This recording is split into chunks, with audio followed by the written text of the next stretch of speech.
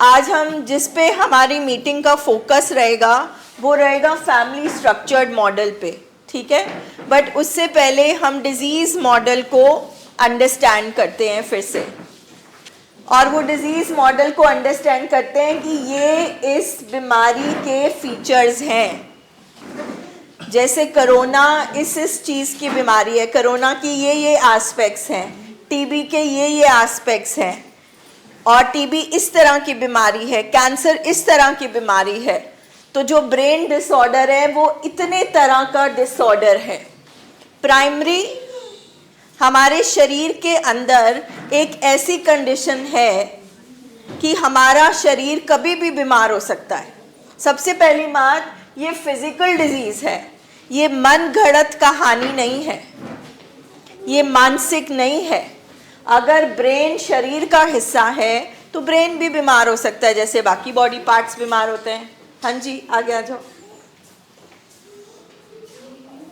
तो first we have to accept कि हमारे पेशेंट को ब्रेन डिसऑर्डर है, दिमाग में खराबी है, दिमाग बीमार है, और दिमाग शरीर का हिस्सा है।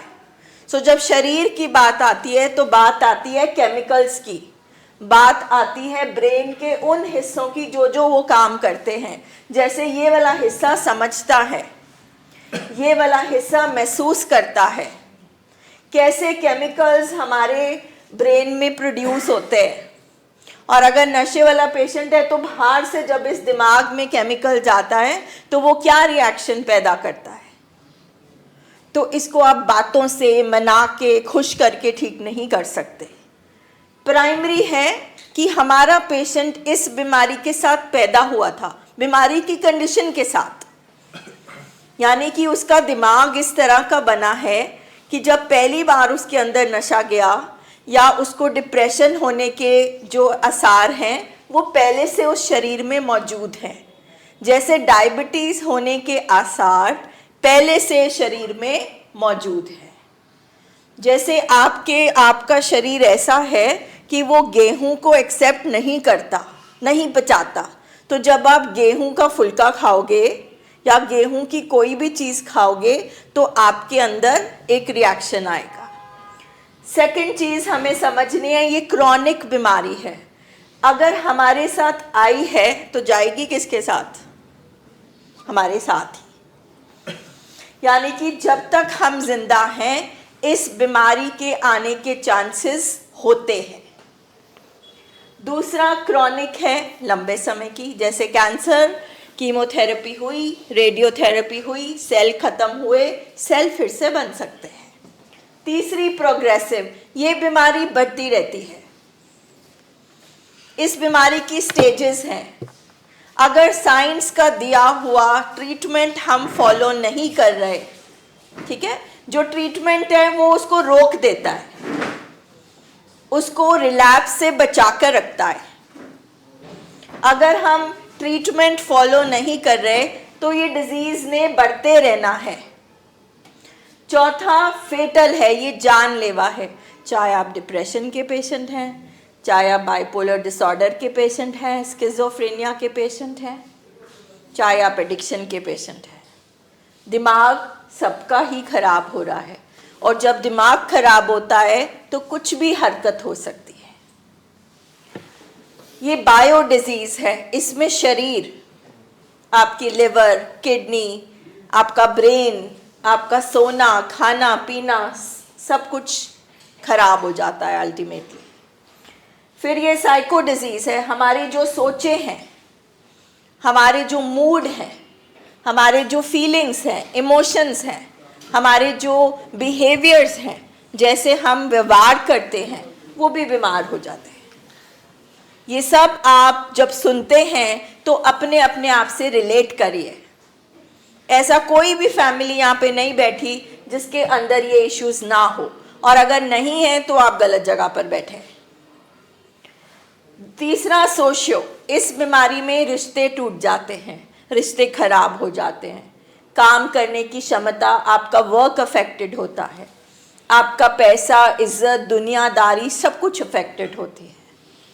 उसके बाद स्पिरिचुअल, हर इंसान के अंदर एक आवाज़ होती है, कॉन्शियंस होती है, जो उसको सही गलत या वो अपने आप से जोड़े रखती है, वो भी इसमें मर जाती है। ये है दिमागी बीमारी। और जब पेशेंट सारी ही तरफ से ख़त्म हो रहा है तो उसको उसका इलाज, उसको ठीक करना और बचाएगा कौन? कौन बचाएगा? सबसे पहले फैमिली। अगर मेरे घर में मेरे फैमिली मेंबर की टांग टूट गई या हाथ टूट गया तो मुझे उसको सपोर्ट करना है। जो जो काम वो लात के साथ करता था वो मुझे करने पड़ेंगे। जिनके घर में दिमागी बीमारी है, चाहे वो एडिक्शन है, चाहे वो डिप्रेशन है, कुछ भी है, पेन, हर तरफ पेन ही पेन है।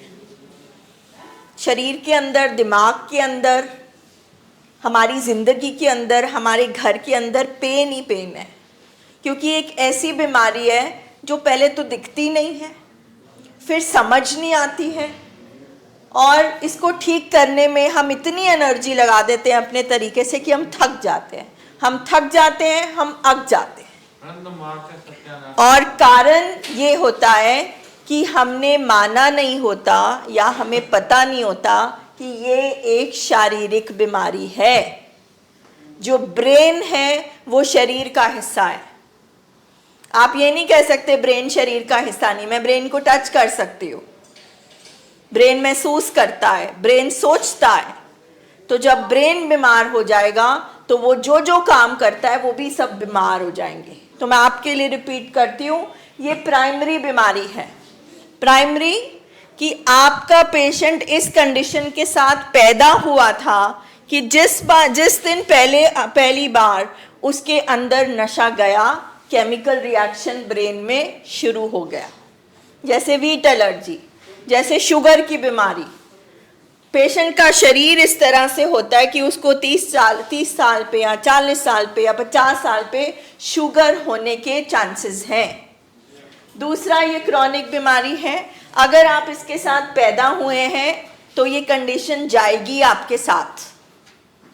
जैसे कैंसर, प्रोग्रेसिव, ये बीमारी बढ़ती रहती है। इसकी 4 स्टेजेस हैं। चौथी स्टेज में इलाज नहीं होता, पहली स्टेज में आता नहीं कोई। फेटल, ये जानलेवा है। जब हम बात करते हैं दिमाग खराब है, हम बचपन से बोलते हैं तेरी मत मारी गई है, तेरा दिमाग खराब हो गया है, तेरे को समझ नहीं आती। इसका क्या मतलब है? इसका मतलब है जो नॉर्मल दुनिया करती है, हमारा इंसान कुछ अलग कर रहा है, वो नॉर्मल नहीं है। सो फेटल मीन्स जानलेवा। एक्सीडेंट्स, सुसाइड्स, ओवरडोज, झगड़े, इस तरह से हमारे पेशेंट की डेथ होती है। बायो, ये शरीर को बीमार कर देती है। ब्रेन तो हो ही रहा है, एक टाइम आएगा लिवर, पैनक्रियाज, किडनी सब जवाब दे देंगे। सोना, उठना, खाना सब बीमार। साइको, हमारे पेशेंट की सोचे बीमार, उसकी हरकतें बीमार, वो कैसा महसूस करता है, उसके मूड उससे नहीं संभाले जाते, सब कुछ बीमार। सोशो में आपके रिश्ते, आपकी दुनियादारी, आपका पैसा कमाना, आपकी इज्जत, ये भी खत्म। लास्ट में स्पिरिचुअल, हम सब का हमारी आत्मा से एक रिश्ता है, हम अपने आप से जुड़े हैं। हमारे पेशेंट के अंदर ये भी खत्म हो जाता है। ये इस बीमारी के एस्पेक्ट्स हैं, ये इस तरह की बीमारी है।